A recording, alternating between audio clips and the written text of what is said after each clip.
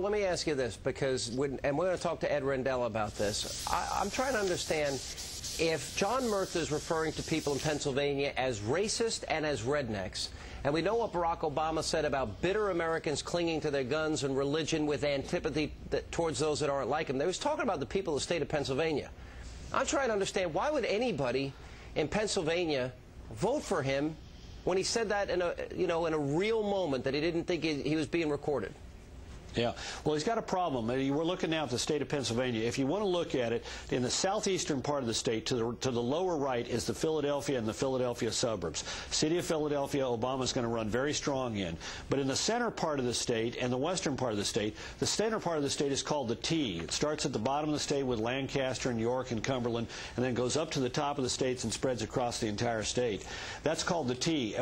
James Carville once famously referred to Pennsylvania as Pittsburgh on the west, Philadelphia on the east, and Alabama in between.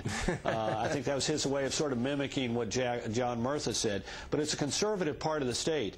And then if you take the far southwestern corner over there near Pittsburgh and the suburbs, that's coal country, and that's the kind of people who really do cling to their guns and their faith, and took a lot of, that was a part of the state where Obama might be expected to do well because of union support, but he did very poorly in that Carl, part of the state. you didn't just say people cling to their guns and faith. Yeah, I don't believe you just said that. You didn't say what Obama said. No, I'm quoting Obama. No, that was a quote. I just want to be sure. Yeah, that was a quote. Is he making in quotes? I didn't see the hand quote thing.